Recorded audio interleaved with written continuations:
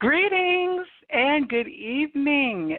This is Conversational Elevation with the Viberarian. I'm Joelle, your host for the conversation this evening, and I am here every Thursday evening on the Viberary Collective Network, which currently streams through the Blog Talk Radio forums. I am here with the mission to elevate, enlighten, and empower, and I'm starting that from the inside out. So I am here sharing the things that I experience, observe, and learn, and passing those on to you with the hope that it also helps shift you to the same frequency of good vibes that I am currently on. I'm here this evening. It is Thursday evening, and it's January 28th, and we're nearing the end of the very first month of this new year. And I don't know about you, but it seems like it went by in the blink of an eye. It seems like we were just having Christmas and New Year's, and now we're already steamrolling ahead with a whole new energy, a whole new frequency, and it's like buckle up, buttercups, because the ride is certainly one that is unpredictable. I'm on several social networks. You can find me on Facebook and Instagram under the handle @the Viberarian, and that is TheViberarian. And the E is for energy. I believe that energy is one of the most important things that there is to talk about. And so each week when I'm here gathering with the Good Vibe Tribe, energy is going to be a persistent theme of everything that we talk about. All things emit a frequency, and we want to make sure that the frequency that you are emitting is one that is in the highest possible vibration, because that is what your reality will then reflect back to you. If you are out there on social networks, please tag hashtag Good Vibe Tribe.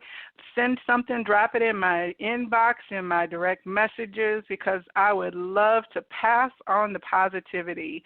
It's way too easy for things that are negative to go viral these days, and I want to contribute to the positive conversations. I think that many of us could spend hours really scrolling around our social connections and peeking in on the lives of others, and it is so wonderful when we're able to share in the joys and successes that people post. And so I would love to also be part of that network. The phone number tonight and every Thursday is 646-787-8436. We've got folks on the phone lines this evening listening in, and of course you can always stream through blogtalkradio.com/thevibrary. If you're tuning in after the live show, then you might have found us on iTunes or one of the other podcasts that are out there. Thank you for subscribing and tuning in. For those who are listening in the car on the way to the work or late at night after the kids have gone to bed, I appreciate your time and contribution as well. As we know, time is simply a perception. So at any point in time that you stumble upon this, it is the perfect and right time for you. If you're listening on the phone lines, go ahead. If you want to contribute to the conversation, you can always press the pound or hashtag and then the 1, and it will let me know that there's someone in queue who wants to add to the conversation. So last week was a great introduction. I spent some time sharing with you a little bit about like feeling your passion and using that as a way to navigate your life into a situation where you are fully experiencing happiness while you're doing that little special thing that you specifically were created to do. This week I'm continuing that conversation with the topic of the why of your vibe. Now, the why of something is the motivation behind it. We're looking at the reason that something happens or doesn't happen. We're looking at cause and effect. So tonight we're going to look at both the inner cause and outer cause times of our vibrational frequency, and ways that we can shift those experiences, because then our output will then also be shifted. So it's a little interesting perspective. There's a lot of little who, what, whens, whys, wheres, and hows involved in this, but if you'll be patient, I think that we will take a journey into something that will make sense by the end of the evening. So why is vibration important? The vibration of something is actually, in scientific terms, it is the frequency of a thing. All substances emit a frequency. It is the movement of the particles in our cells, and that includes the cells of all living objects. The scientists know that Earth itself as a planet emits a frequency, and the astronomers are always talking about the sound of planetary bodies and objects, and there are satellites who are scanning the night skies and deep into space, listening for anomalous frequencies, something that would give us the indication that there is an object out there that we want to explore further. And so the fact that something is vibrating at a frequency means that we are always able to be detected and also able to detect other things. Now, in a very real sense, like in the animal kingdom, we know that it is impossible to really cloak oneself to avoid being detected by, say if you're being stalked by a tiger, then, the tiger has the ability through its sensing body to smell you, to hear the sound of your breathing. I think snakes are able to detect through infrared. Dolphins and sea animals are able to detect through ultrasound and sonic waves, the pings that come back from the things that are observed through whatever, if you're talking about your eyes or your ears or your smell or your skin. We are very, very finely tuned instruments. And so, if you think about the fact that there are things that don't have eyes that are still able to create an image based on the heat pattern or humidity of something, and that image that they even see would rival what we think is possible to view through our human eyes. If you think about our taste buds and all of the things that we are able to experience in our palate as we're eating, each of those tastes and flavors is in fact a frequency or vibration. And if a snake can, use its tongue to tell if there is an animal that will be a food source for it by simply putting its tongue out to feel the environment and then knowing that is the vibration of the mouse that I'm going to have for dinner. These are like systems that are truly, in the terms of science, there's nothing extraordinary about them, but in the way that I view it in terms of creation, it is absolutely miraculous that we have this ability to experience our world. One of the experiments that I've seen talked about over the years is where this talking to water, and I'll have to look up the scientist's name, but he talked about the shape that ice crystals form when they are in the presence of positive vibrations. Dr. Masaru Emoto, and his water experiments. You can look it up on the internet and on YouTube. There are plenty of videos. But the basic premise is that when words of positivity were spoken to the water as it formed crystals, then those crystals had a geometric shape that was very orderly and beautiful to behold. There were scientific, like if you want to look at Fibonacci and the golden ratio and how the sacred geometry presents in nature and science, then you would say that they were very vibrationally aligned crystals that were formed, as evidenced by the beautiful structure and symmetry. None of them were the same, of course, but yet there were certain frequency patterns that you could see were just positive, and that reflected the positivity of the vibration being spoken to the water. Now, or the sounds being played to the water in terms of harmonious sounds versus dissonant sounds. So dissonant sounds are like the sound of something that is clashing, that is not in harmonic frequency, that is filled with a negative, and that can be, words of negativity, but more important, it was the vibration of negativity. And the crystals that emerged from this were very I won't say ugly, but they were not shaped in a way that was pleasing. They were not symmetrical. They were lopsided. They were skewed. And, so it's interesting because if we are primarily water in our cellular bodies, and we look at then what power vibration has in terms of shifting the waters within our own physical element, this becomes a rather profound kind of real-world experiment.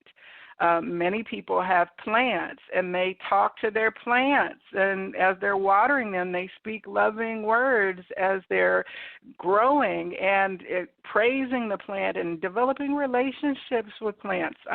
I myself don't have a very good green thumb, but I do talk lovingly to the plants that I try to keep alive because I figure if nothing else in terms of how I tend to them, well, at least I can speak kindness to them, even if I'm not remembering to water them at the right time or maybe don't have them in the right atmosphere. At least I didn't negative talk them to death. So there is that as a positive to it. But if you look at us as people like little plants or living beings, what are the frequencies that we experienced as little baby sprouts? Were you in an environment where words of love and positivity were spoken to you? Were you in a place where you got to experience the frequency that comes from like a mother or father singing to the baby?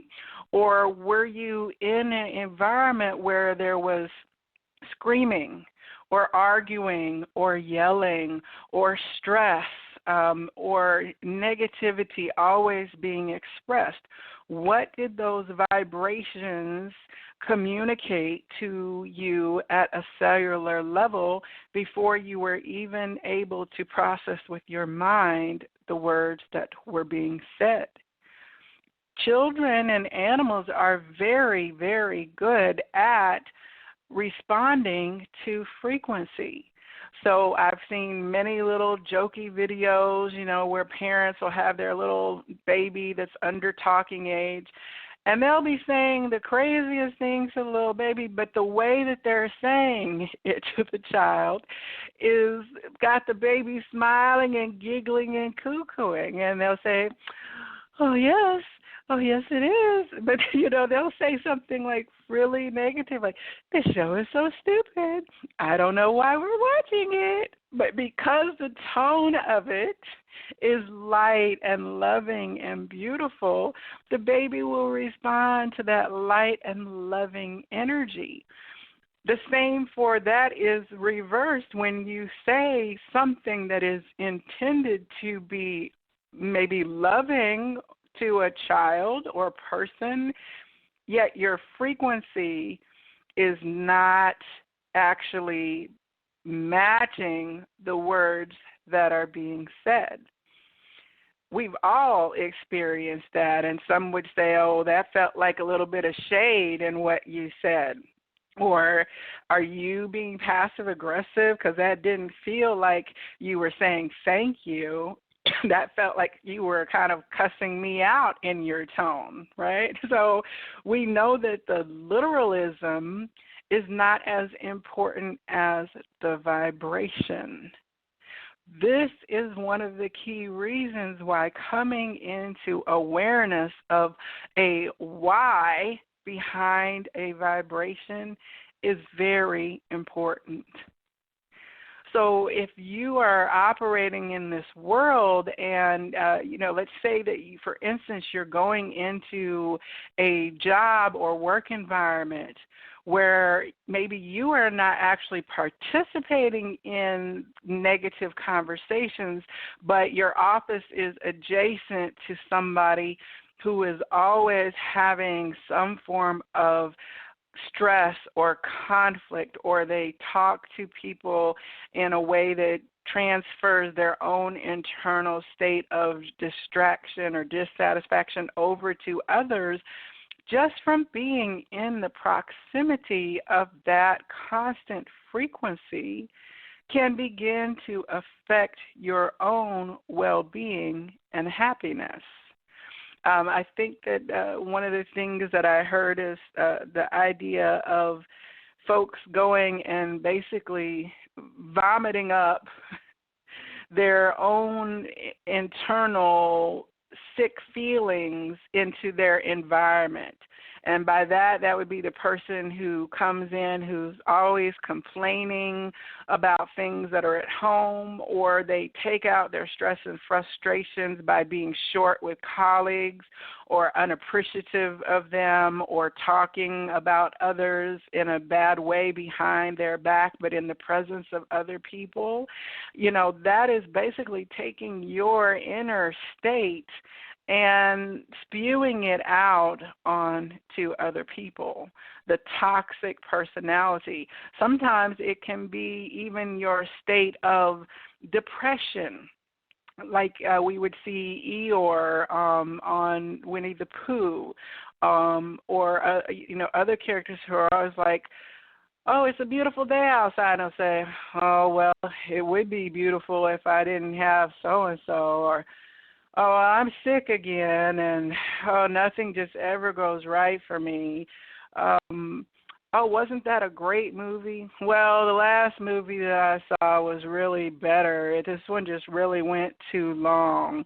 It's like that constant stream of down vibration can make people not want to be in that person's presence.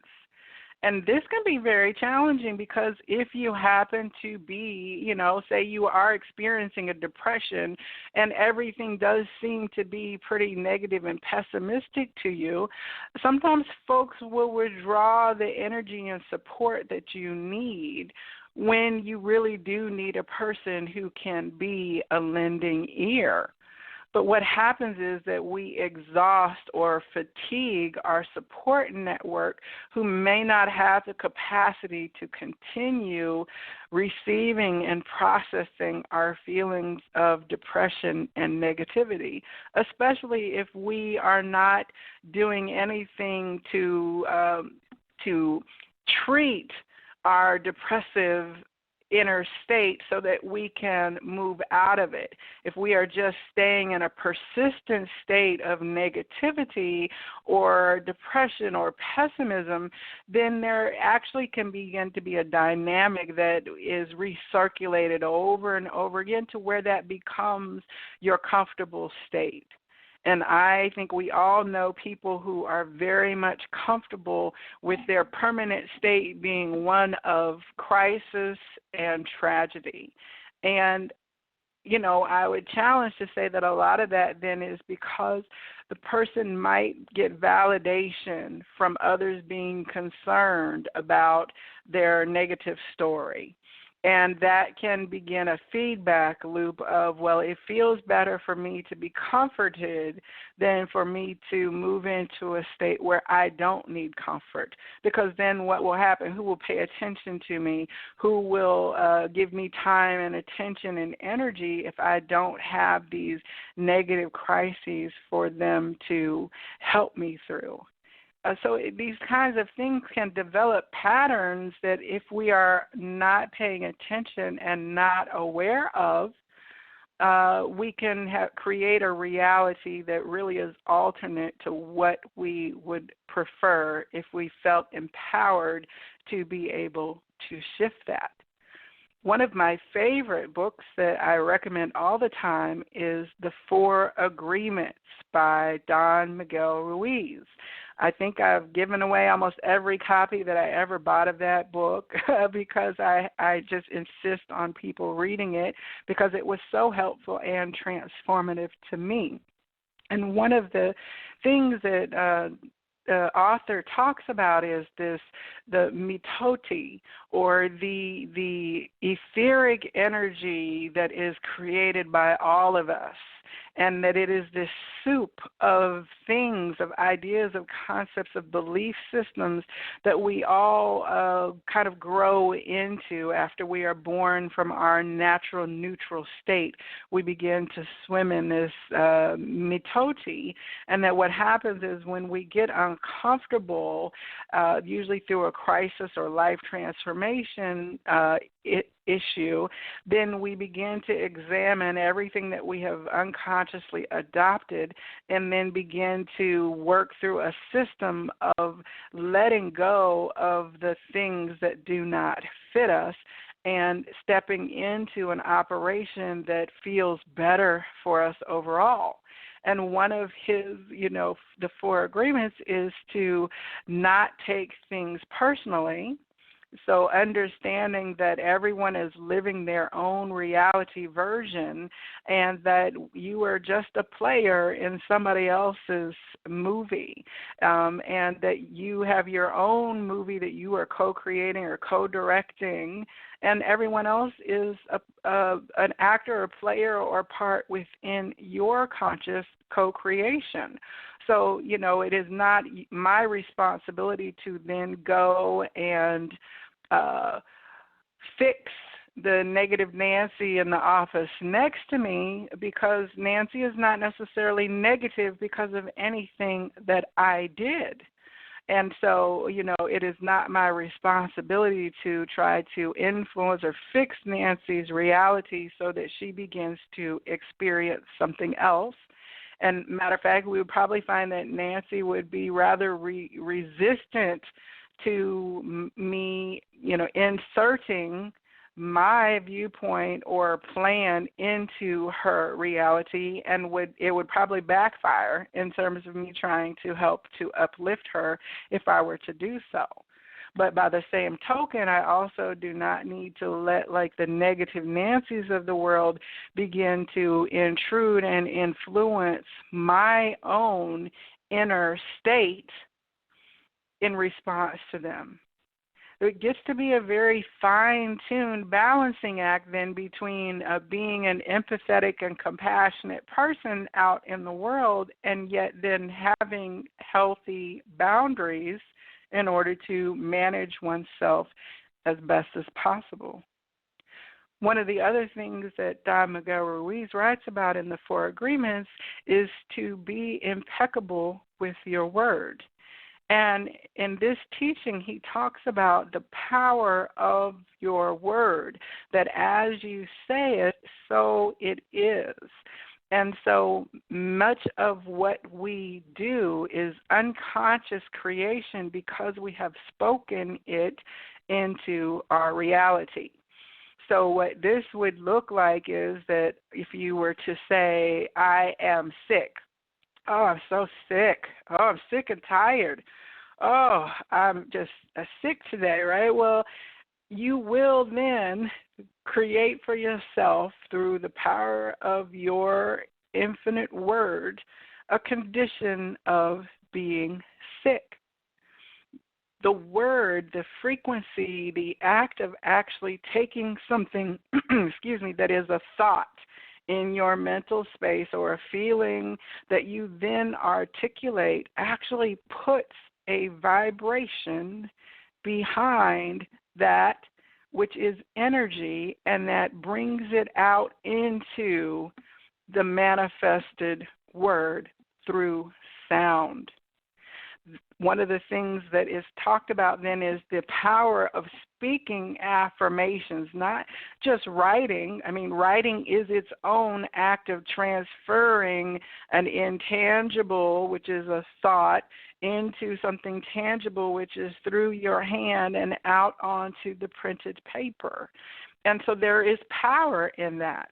We see evidence that if you need to get things done, it's really good to write a list down, because then it is not in your head and in your mental laundry list of things to do. It becomes something that is written on paper, and it is easier then to work your way through that list because it has been made manifest in a more solid form. So if we are speaking things from our mental, emotional state out into the world through our word, then it becomes easier for those intentions and energetic purposes to become manifest. So being careful what you speak, or at least intentional about what you speak, is very important, and no more so important than how you speak to yourself, first of all, and then how you speak to children, second of all, because children are truly blank slates, and everything that they hear and process and receive as it is said to them, both energy and actual word, will write stories into their vibrational field. We are constantly writing stories into our own vibrational field. So what that looks like is if I am out in the world and everyone thinks that I'm super confident and I've got it going on and I'm together, but on the inside, after I've done something that others have praised me for, but if inside I'm saying to myself, oh, you're so stupid. You forgot to do so-and-so. Oh, my gosh, that was terrible. You'll have to do better next time. Look how many mistakes you made. Oh, my gosh, no one really was listening to you. All these things that are in the thought space are more important than the spoken frequency that is heard by others or even expressed to others. We know that thoughts, even though they are what we would call intangible, they actually do carry a vibration. And there are scientific experiments that are beginning to show in real experimental ways where they have followed the scientific protocol to be able to show where thoughts are able to influence outcomes. There was an experiment that happened, I want to say it was in maybe the 90s or early 2000s, where the experiment was to see whether prayer had an impact on people. And so they took people who I think had like some kind of medical instance, And in the two control groups, the one group was prayed for by people and the other group was not. And there actually was a measurable difference in the blind control study that was able to show that the people who were in the prayer group did receive better outcomes in terms of whatever the health condition was that was the common experience. We're beginning to see more and more of the new science and quantum physics and quantum fields and particle science that are showing that the charge and frequency of things is measurably changed by the quality of the actual thought. Now, most of us who are ruminating or thinking about things, we are carrying a frequency of response even as we are processing it in our mental space. It's very challenging to get to a place of neutrality when thinking about the things that come to the conscious mind. So most of us are running a list in our head or thinking about stuff, and we can enter states of happiness or sadness or stress just based on our own stream of thought as we observe it. Not only that, we've all been around somebody who we can tell, even if they're not verbalizing it, we can tell they've got something on their mind. We can tell that they might have something heavy going on. And so what we will say is, "Are you okay? You seem a little quiet today." The person will say, "Oh, no, everything is fine." Right? And then we're like, you know what? I know something is wrong with this person. They may not want to talk about it right now, but they're not their usual self.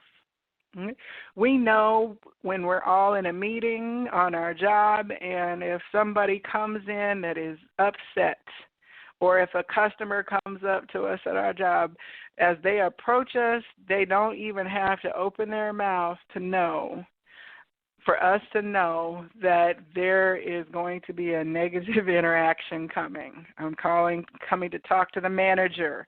We all know what coming to talk to the manager energy looks like and feels like, right? So all of these things are based on the person's internal energetic state that is being shown through the body language and their frequency. Even the most stoic person who has developed their poker face, people who study body language will tell you that everybody has a tell. No matter how much you try to make your face blank or to not give things away, even like involuntary twitches in your eye or blinking changes, respiratory changes, to the trained eye, those things read as clearly as if you actually spoke your thoughts and feelings out loud. It is because of this beautiful complexity of being frequency, of being manifested matter. That's like all of the fun of this experience is because we are getting to use our senses, our eyes, ears, taste, touch, sound. We are getting to process all of this frequency in a very beautiful way. And I think that is part of the gift of being an incarnated being at this time on this planet. There are people who experience what they call synesthesia, where they hear sounds in colors.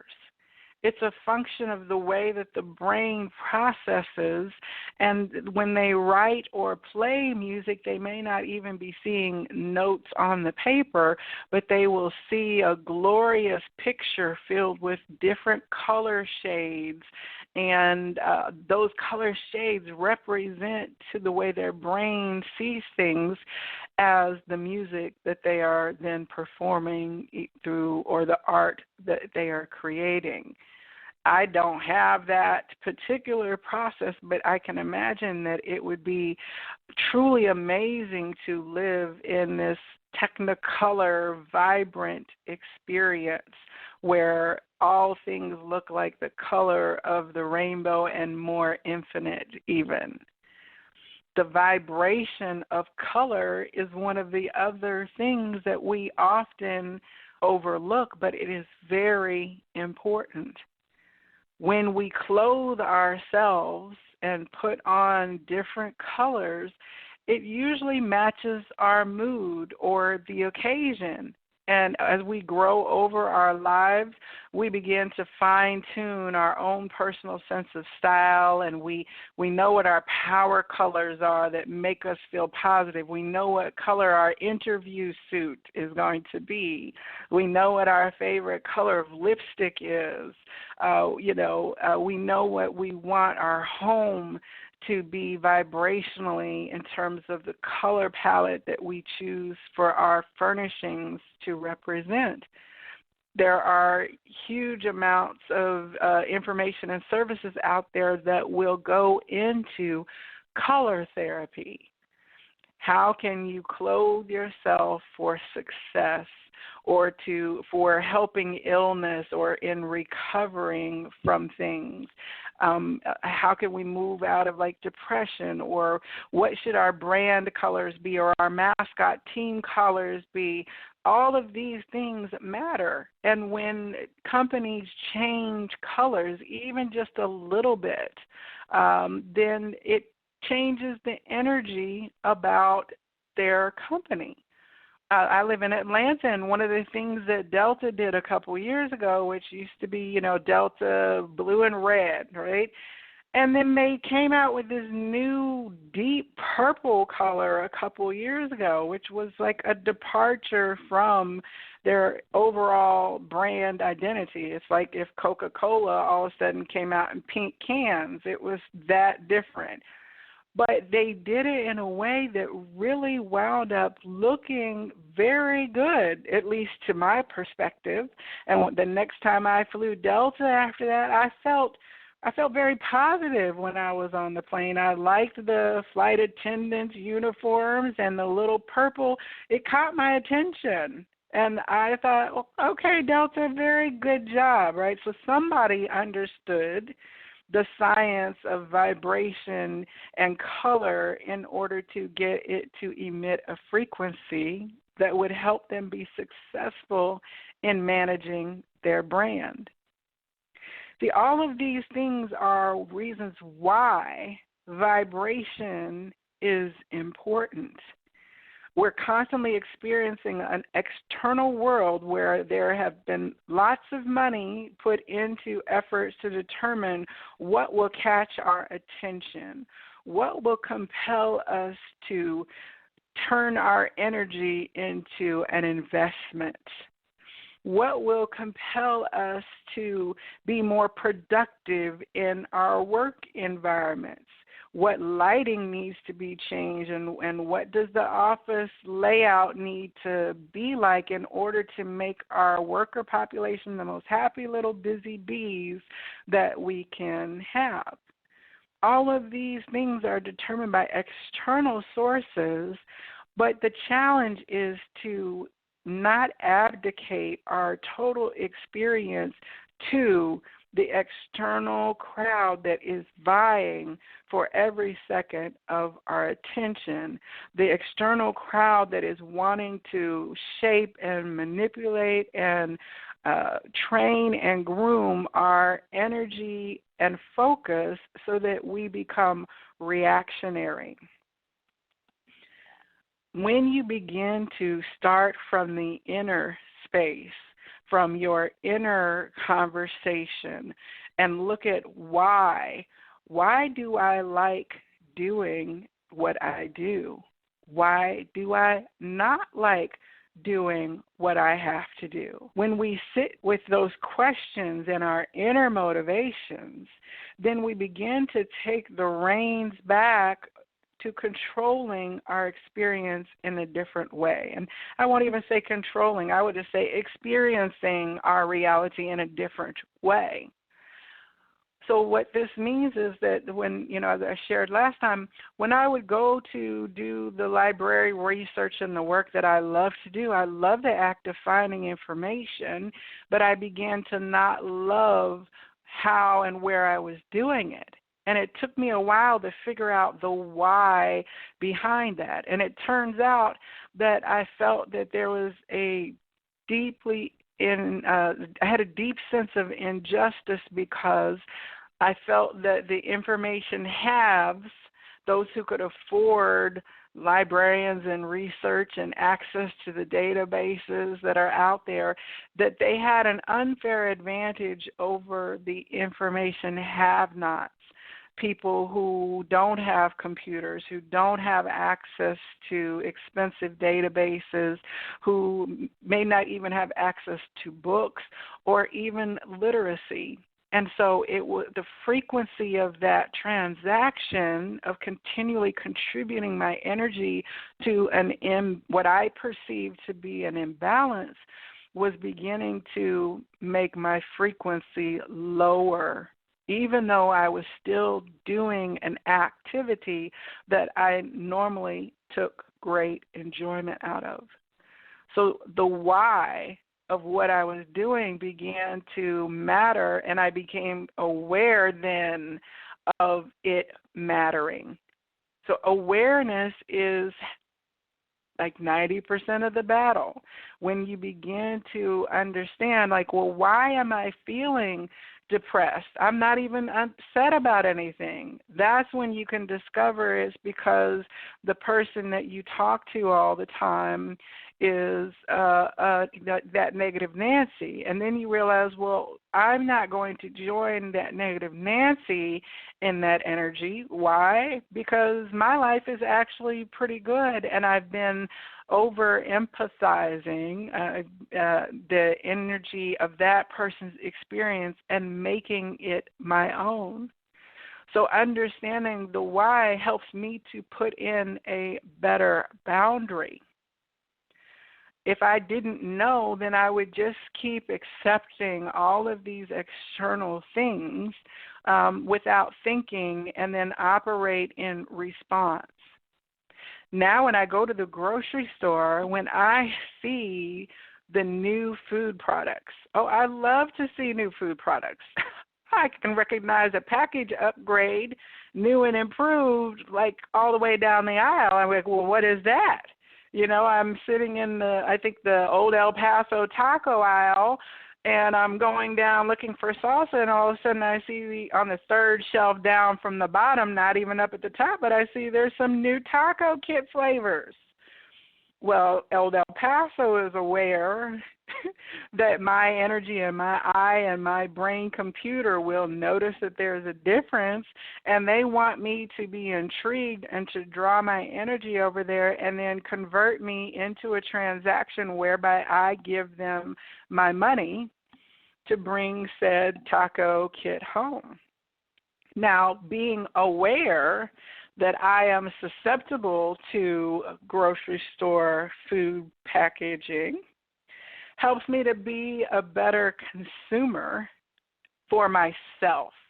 And what this means is that I can see the new package, be aware that it's there, but not mindlessly then have to have it, right?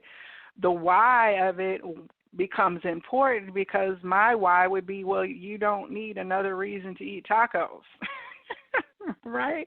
Or, my why might be like, wow, they increased the price of this, doubled it, and, I'm not going to pay that. Whereas if I was just focused on the externalizing of the experience, then I would engage in something that actually might happen to my detriment.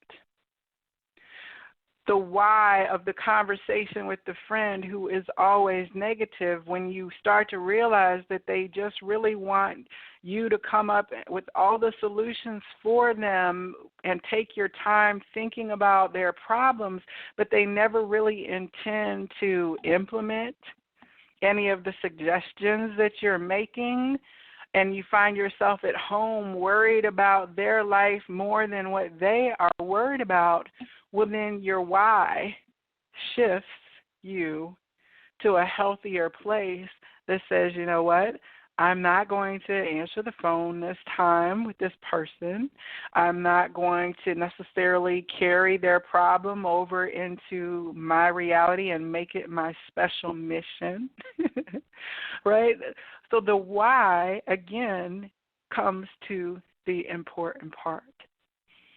When we are watching the things that are going on outside of us, the things we see on the news, the things we see in our personal reality, one of the biggest questions people will say is, well, why did they even do that? Why do they believe that? Well, how could they do this? I mean, like, we get all these questions in place, right?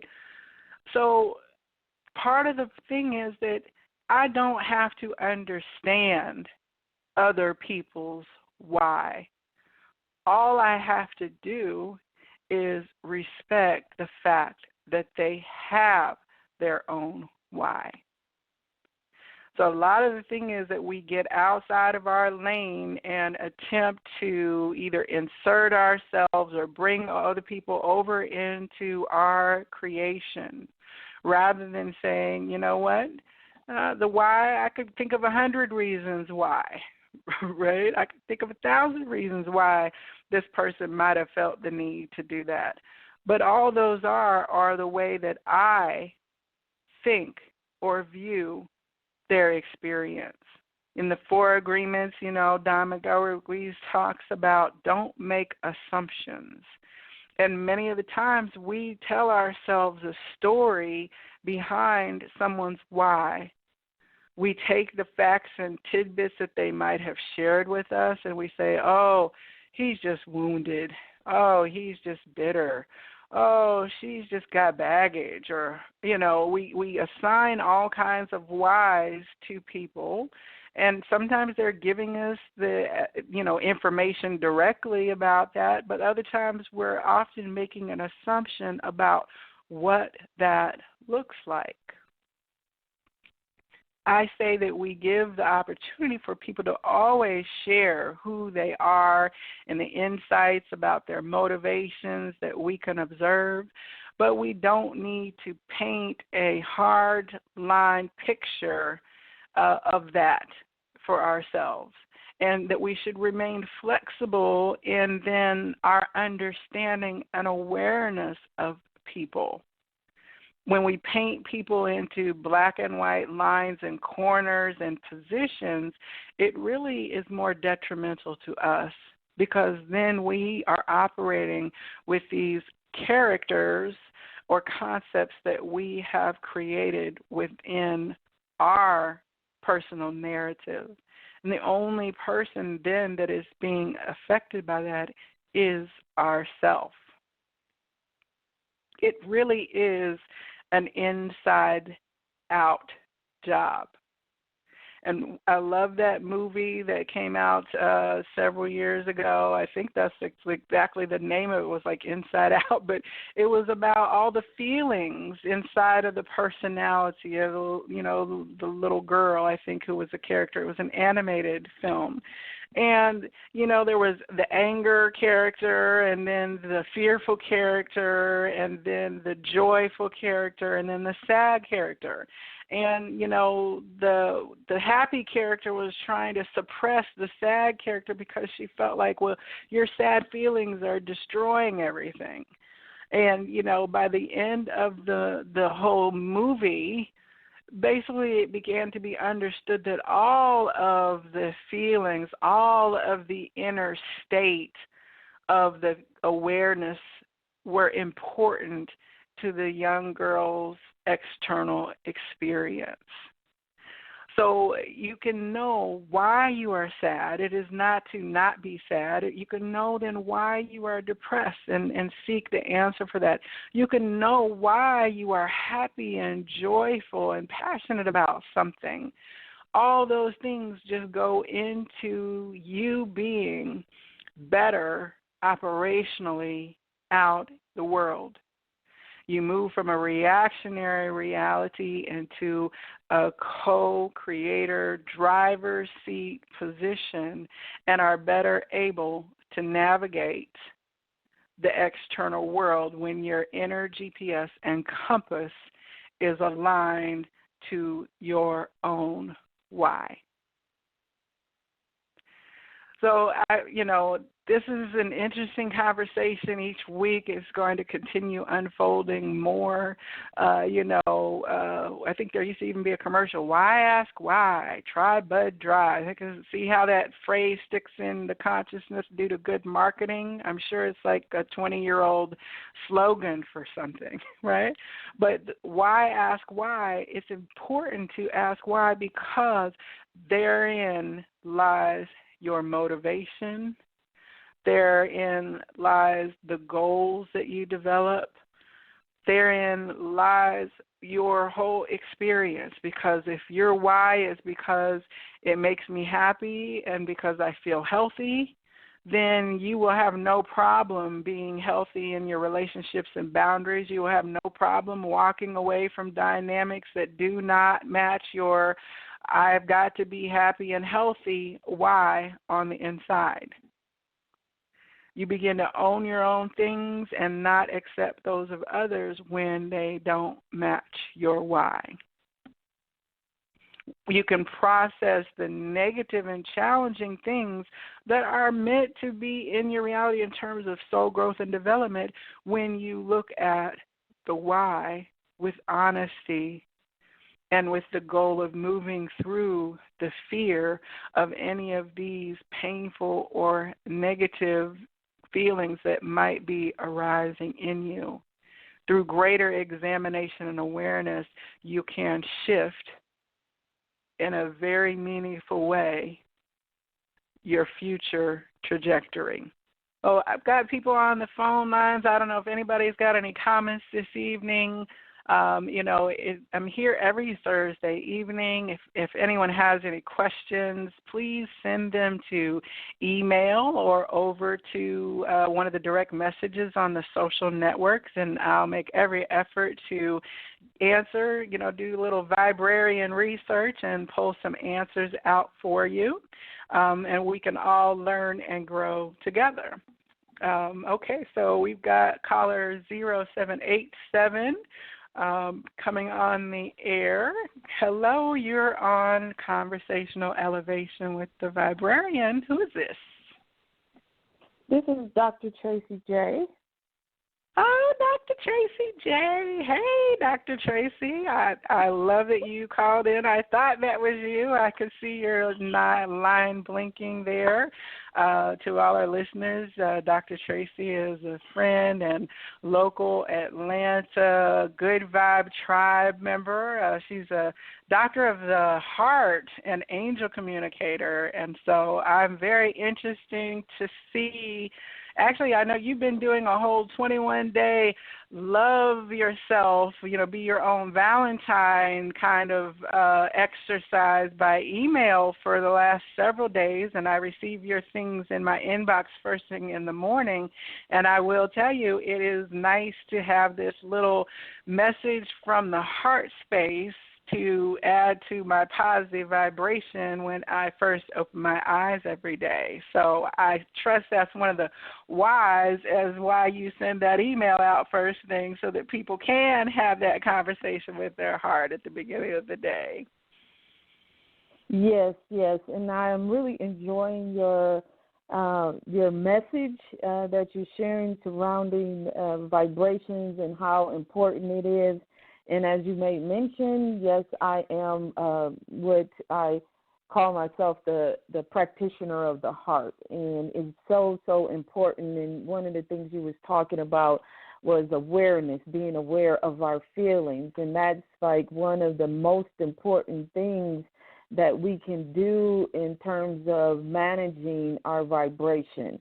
Because if we are aware of what is going on within our hearts in terms of our feelings, it will assist us in navigating through life and attracting what we truly desire to experience on our journey. And one of the things that I share with my clients and those who I do the heart scan readings is that our hearts create a magnetic field which attracts things to us. And so that magnetic field points to your vibrational state. And also, one of the things that I talk about is that the emotional blocks, which is a low-level experience or vibration, and the layers of love, which points to the manifestation and the creation of experience of love within your heart, which is the highest vibrational frequency. So what you're sharing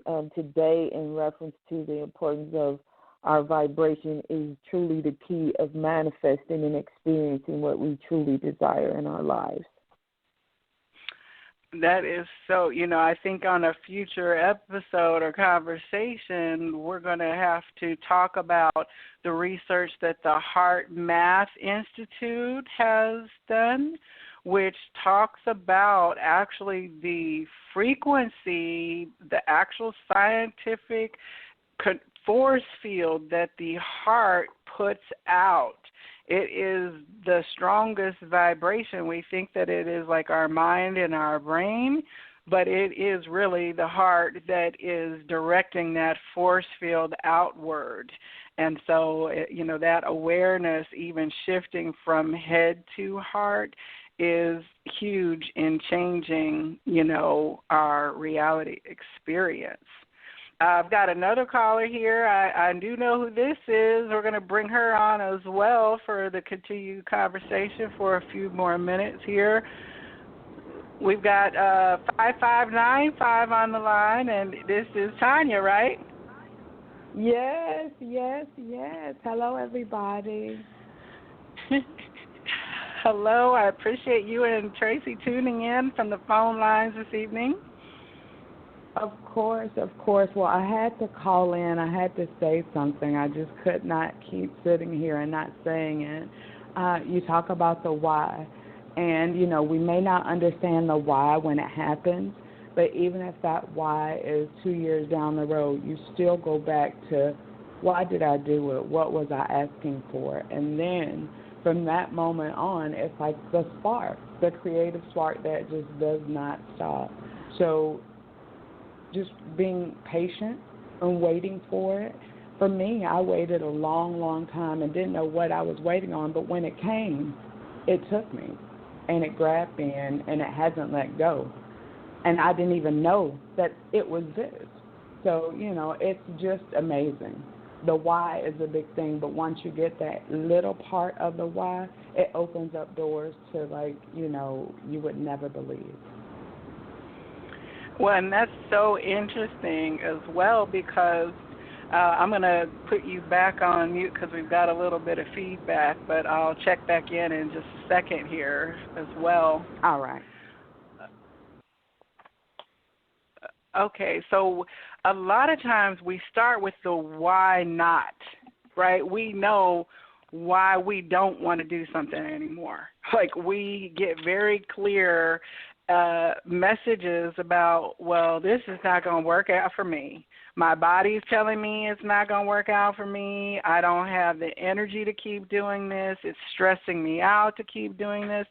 This is the why not. I'm not working at this job anymore. I'm not staying in this relationship anymore. I'm not staying in this house anymore, right? So we have the why not. But then in the space between the why not before the why emerges, that's where the challenge can be, right? In that space where there is a void, where the seed or the true awareness or crystallization, if you will, has not yet come forward to show us a why. And so one of the things that is very important is to get to that blank slate place and not be stressed about it, to just be in like the relationship with your inner self, getting to know your inner self and figuring out what it feels like to not have something to do, to not have a purpose, a goal, or a mission already in mind, to give the pause where that can happen. And like I know, for instance, Tanya, in your experience, your why period between why not and then why was a couple years gap, right? It was probably 3 years of me asking why, what can I do, what do I do with myself? I mean, and it took a whole 3 years, but in that 3 years, when I look back to what it was, to what it is right now, it's night and day. But it was a journey that I had to do. I had to do it in order to appreciate where I am right now, to look at it and say, oh, I'm so happy that I went through all of that, because it grew me. How do they say it grew you up? It grew me up. It made me realize, no, I don't want to be in a position that doesn't give me what I need inside. Yes, it may give me what I need in the bank. It may give me what I need, for the outward people, but it doesn't give me what I need from my heart to be happy, to truly be happy. So that was what I looked for, and I didn't stop until I got it. And I tell anybody, don't stop until you're completely happy. I told my child that going through college, be happy. That is number one. It is not about the money. It's not about that. It's about being happy. Once you're happy, then it comes automatically. And Dr. Tracy, did you have a gap in between a why I'm not going to before the why I want to and am going to emerged? Oh, for sure. It was more, for me, like I've always had a good idea in terms of what I desired to do and manifest, but for me it was about being able to let go and allow the manifestation of it. Going through on my journey, constantly creating different things that pointed to what I was passionate about, but one of the things that I had to come to was that I needed to embody what was given to me versus every time I received guidance in terms of what was a part of my purpose. I would always, come up with things and try to give it to everyone else because I knew it would be a blessing, but it didn't go as far as I desired or intended because it needed to begin in me. So that was like a big major thing for, on my journey. That inside out thing really is important. That's why even at the beginning of the show when I talk about Elevate, Enlighten, and Empower, that I am doing this for myself. And then it goes outwards, and there's an opportunity for other people to be elevated or not, to be enlightened or not, or empowered or not. You know what I'm saying? All I'm doing is sharing my personal journey before I ever make it available for other people to be aware of. And I know, like Tanya, with your baking business, you're like, I have to like the way it tastes before I'm going to let anybody else taste it. Yeah. Right? Exactly. Exactly. You're like, if I don't like it, I'm not cooking it because, you know what I'm saying? I don't want to taste it. I don't like coconut. I'm not making it with coconut, So the inside-out journey really is important because we're really here for our own experience. And I don't mean that from a selfish direction, like serve yourself above all else. You're meant to be a happy little bee doing what it is that you're doing, whether it's doing, heart activation work with people or baking homemade goodies that spread love to the soul or researching information that helps people expand their awareness. All of these things are what we would be doing whether we were being compensated for them or not, because the compensation is the actual energetic experience of doing that thing. And that is the biggest why you do it, because you enjoy it. And where they say if you do something you love, you'll never work a day in your life. I don't necessarily subscribe to that wholeheartedly because, of course, we have to, do output in terms of work being the effort manifested into tangible form. But certainly the vibration that we carry will be positive and high vibe if our why is aligned before we even begin to do that activity that it takes for us to produce our work out into the world. Well, I appreciate both of you popping on to share. Do you have any other further comments? All right. Well, thank you both, Tanya and Dr. Tracy, for adding your comments to the conversation. I think it's beautiful because the Good Vibe Tribe, the folks who are connecting, if you are listening to this show, then you are part of the Good Vibe Tribe, and there is something that is being communicated that is going to resonate with an aspect of your awareness.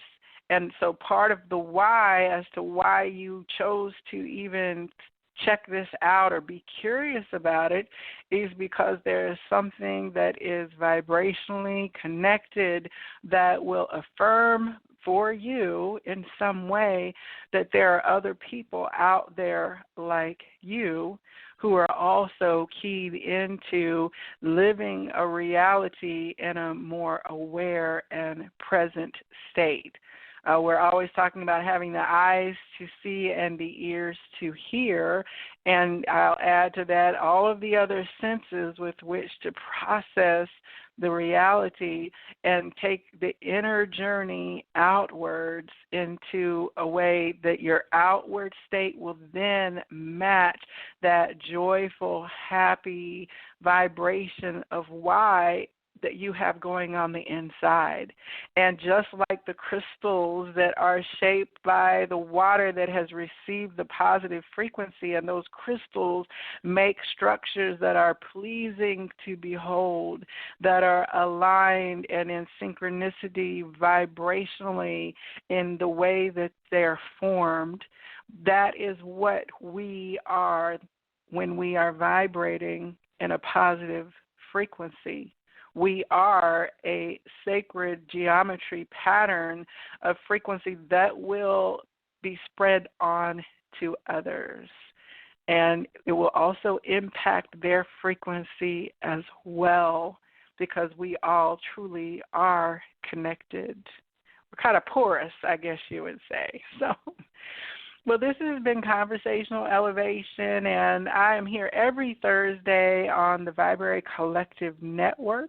I invite you to tune in next week for another conversation about things high vibe. I'm hoping to have an astrologer on next week so we could talk about a little bit about aligning ourselves with the energy of the stars.